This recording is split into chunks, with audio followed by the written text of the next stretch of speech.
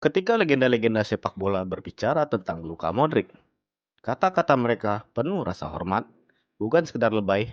Mereka membicarakan kecerdasan, disiplin, dan pemahaman permainan yang dimiliki sedikit pemain. Dari masa kecil yang diwarnai perang sampai panggung terbesar sepak bola dunia, perjalanan hidupnya adalah tentang ketahanan dan tekad yang tenang. Dia bukanlah sosok yang paling lantang bersuara atau bintang terbesar dari segi citra, tapi pengaruhnya jelas terasa.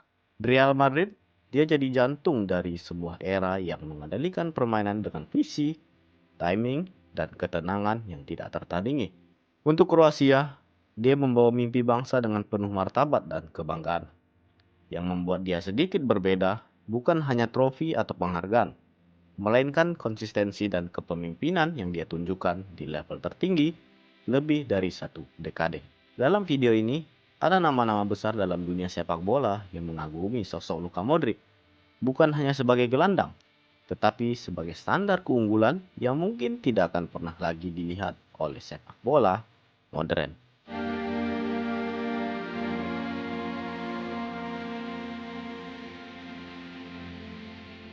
What would you say is your greatest strength on the football pitch? Maybe this is the better question for others. I don't like to talk about myself. What an incredible footballer. The first time at Tottenham, he was so small and I was still young at the time, but you just never thought he would be able to keep up with the Premier League kind of pace. And then he got the ball, dropped the shoulder, just kept everybody away from it. And he's just got better and better. I always call him a fine wine, just keeps getting better with age. Modric was just like, the guy was just so silky. Luka, like, smaller than me, and that's why I hear it too much, to be fair. You see, like with kids that are sort of like late developers, you get early developers and that, and they're small and stuff like that. It doesn't matter, because if you focus on the other side of the game, loads of touches with the ball, technically you're good, you can think quick, you can handle the ball. Yeah. Then with Luka, he was tiny, but there was no contact because he could maneuver, and he was so his first touch was unbelievable.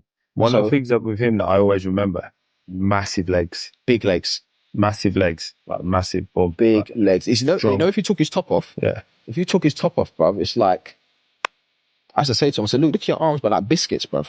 But his legs, and his strong calves, strong, big glutes and stuff like that, and it was just technically like Ballon d'Or. Yeah, I've ever spoken to who played in that side with Modric. They said when he first came in, and in the first couple of, I can't remember how long it lasted, but nobody passed to Luka Modric because he used to stand so close to the opposition midfielders. You think, why is he standing there? And then when they eventually realised just how good he was, they could get the ball in any situation, and he never gave it away. Yeah, what he did though, when I went, he played in a position sort of off the left. He'd play, if you're playing 4-4-2, he played in the left position and come into a little pocket, and and then suddenly we were playing Arsenal at home on a Tuesday night. And I remember saying to Clive Allen, and Clive was a good coach, knew the game inside out, obviously. But I said, I'm going to play Luka Modric central. And Clive said to me, Harry, he'll get murdered in there. He's not strong enough to play in there. He can only play in that off the left, out the way where he can. I said, no, I think he'll play in there. He'll get on the, anyway, I played him. We beat Arsenal. And then Saturday we played Chelsea. And he said, you're not going to play in there Saturday, are you? I went, yeah. He said, there's Essien, Ballack, Lampard, all monsters, Now I'm going to play Luka in there. Beat Chelsea on the Saturday, and he never played anywhere else.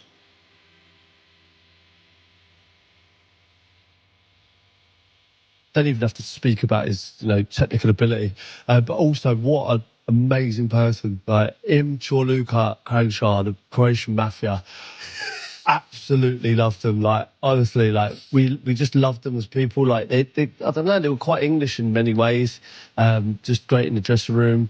And Luka was the same. I saw him at Champions League final, and he's just the same person. He's gone on to win everything, and it's hard not to love him. Have you seen the clip of after, I think it was the Champions League semi from last season, where he's going celebrating with everyone in the dressing room, and he spends, he goes around the whole dressing room, all the players, and then he spends time with like the staff in the background, like the coaches.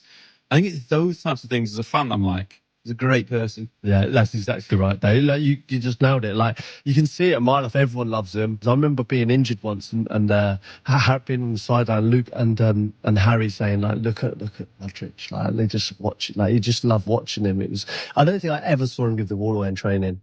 It was just, I'm not even joking. Like, we'd play small-sided, like, boxes, you know, where you just can't get out of situations. And he would manage to wriggle out of these situations and keep the ball. It was just beautiful to watch.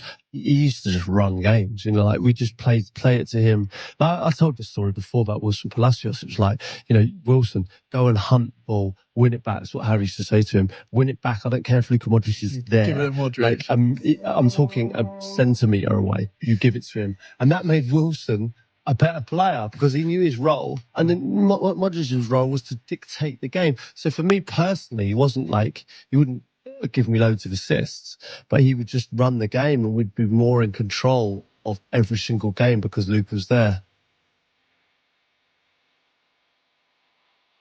Luka Modrić. What was it about Luka? How long we got? I remember we played against Croatia for England. Stevie Lamps played. You get this little guy in midfield. I remember just thinking, wow, this guy's special. Just like so silky with the ball, never lost the ball, could receive the ball in anywhere on the pitch. You just knew then that he was going to be like, you know, a world-class player. Then obviously I played with him at Tottenham for a few years. Again, it just made the game look easy. Everything went through Luka, and obviously a Ballon d'Or winner. And obviously everything that he's achieved at Madrid. It's just, he's definitely one of the best players I've played with.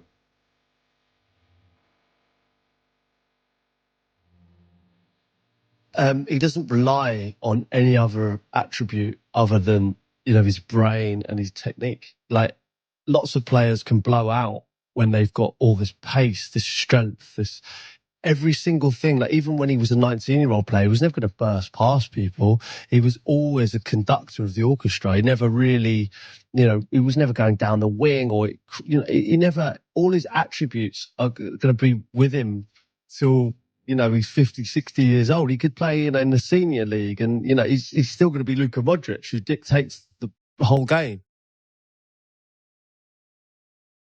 What I love about Modrić as well, and you see him when he's in a Croatian shirt, is that he hasn't got the Galacticos around him. Correct. And he doesn't care. He doesn't, when someone misplaces a pass and it doesn't go to Modrić, he's not arms in the air looking at them. He's head down, running, goes and tries and gets it back. That's for someone. I watch football. That's what I look at. Like when I'm watching football, I'm not looking at how good Modrić is. I know how good he is. I'm looking to see how he's like reacting when his teammates lose the ball. Does he get frustrated and chuck his arms about, or is he really the ultimate pro and the best footballer in the world? And yes, he is. Which is again why he's the best there is for me, because it's not just his ability, it's how he adapts to playing with players that aren't as good as him as well. And there's a humbleness there.